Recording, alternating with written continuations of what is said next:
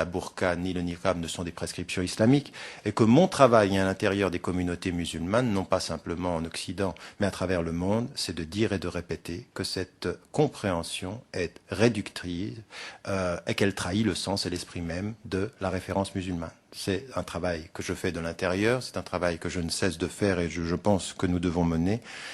Mais il faut que nous reconnaissions le fait clair et objectif qu'une tradition aujourd'hui maintient que telle est la compréhension de l'islam.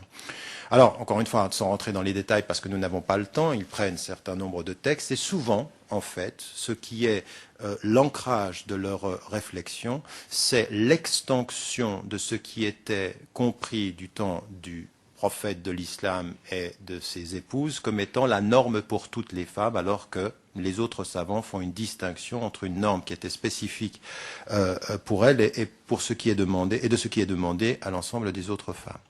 Donc, on a cette compréhension-là et on a cette interprétation-là, encore une fois, minoritaire aujourd'hui du point de vue des savants, sur la scène internationale, comme sur, bien entendu, dans tous les pays occidentaux.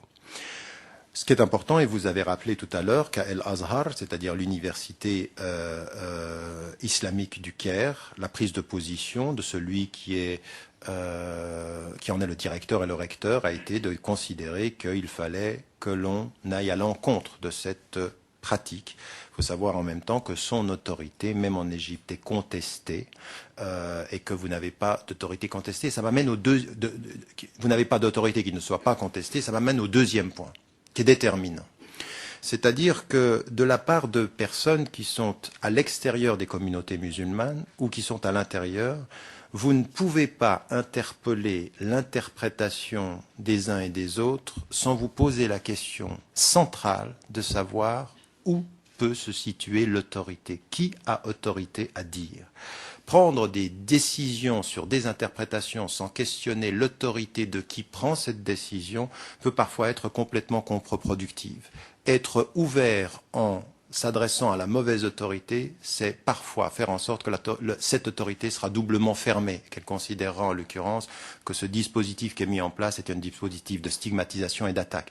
Raison pour laquelle aujourd'hui, vous avez un certain nombre de musulmans, de Français de confession musulmane, mais d'Européens de confession musulmane, qui conçoivent leur autorité comme venant directement des centres, c'est-à-dire de l'Arabie saoudite, ou de certaines interprétations dans un certain nombre de lieux considérés comme les sources mêmes du savoir. Ça peut être en Asie, ça peut être au Pakistan, ça peut être en Afghanistan, ça arrive. C'est-à-dire que pour eux, quel que soit ce qui sera dit ici, l'autorité de ce qui est dit ici n'a absolument pas de poids par rapport à l'autorité de ce qui se dit et s'inscrit là-bas. Et donc, de ce point de vue-là, il faut faire très attention, quand on a un rapport à des interprétations islamiques, de ne pas exiger de ceux qui ont une autorité relative ici de se positionner complètement contre les autorités qui viennent de là-bas, car ça serait contre-productif. On pousserait ceux qui ne reconnaissent pas l'autorité des musulmans ici à l'isolement.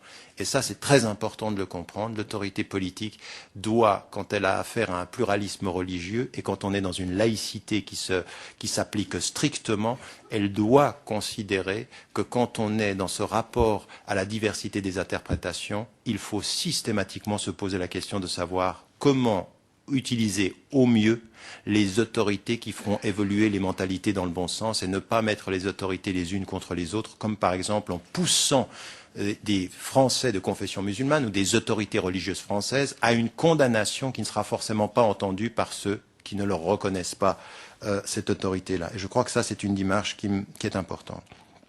Deuxième des choses qui est aussi importante ici, et qui est aussi dans le théologico-légal, c'est la force du contexte de vie. Et vous m'avez posé une question tout à fait importante, c'est pourquoi est-ce que l'on voit des femmes qui aujourd'hui peuvent aller davantage vers le port de la burqa, et pourquoi, par exemple, cela peut se trouver vers des femmes qui se convertissent à l'islam. Et parfois on a une réponse simple, et elle est tellement simple qu'elle en devient simpliste, c'est que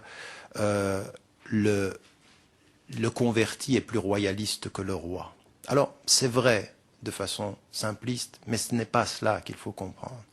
Ce qu'il faut comprendre dans la démarche de certaines femmes aujourd'hui, et de certains hommes d'ailleurs, quand ils reviennent à leur religion, dans le contexte français ou dans le contexte occidental, c'est la dimension psychologique du retour aux faits religieux. C'est-à-dire que pour certaines femmes qui se convertissent, elles n'entrent pas simplement dans une religion, elles sortent d'un passé. Et que sortir d'un passé peut faire en sorte qu'on entre dans l'excès ou dans ce qui va nous couper de ce passé. Autant hier on a pu être dans ce qu'on ressent aujourd'hui, comme l'exposition de soi dans le corps, autant dans l'islam on va aller chercher la disparition totale de cette dimension du physique pour en pensant, en l'occurrence, qu'on va vivre le spirituel. Cette dimension psychologique, elle est très importante. Une loi ne touche jamais le psychologique si on n'a pas compris que le psychologique se touche par l'éducatif, par l'accompagnement. Une loi qui interdit, elle renforce en l'occurrence davantage parfois le dispositif psychologique qui va aller dans se couper de son passé. Je dis ceci parce que l'application de la loi a toujours un versant psychologique que parfois on a tendance à omettre dans nos présupposés. Ça, c'est un premier élément.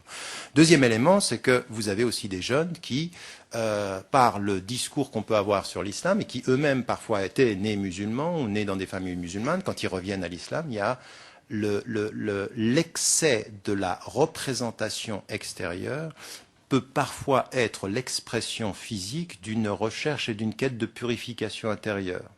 Pour ce qui me concerne, elle est mal comprise, mais je peux comprendre que pour certains jeunes, certains adolescents et même moins jeunes, ceci se passe. Et encore une fois, vous avez une dimension qui est liée à une quête spirituelle, à une quête de sens. Alors, comprendre la source du cheminement est une chose, même si on ne justifie pas la nature des réponses. Je ne justifie pas la nature des réponses. Mais si je veux travailler sur le changement des mentalités, il faut que je sache d'où ça vient, pour savoir comment on fait évoluer ces mentalités et non pas simplement juger négativement le résultat sans comprendre profondément le cheminement. Et je crois que parfois nous faisons cette erreur dans ces perspectives-là. Alors là, si vous voulez, c'est la première partie qui est d'abord une considération théologico-légale d'un point de vue musulman, puis ensuite les considérations très pratiques qui peuvent amener des femmes à cette pratique-là. Et ça m'amène maintenant à l'objectif. Quel est l'objectif?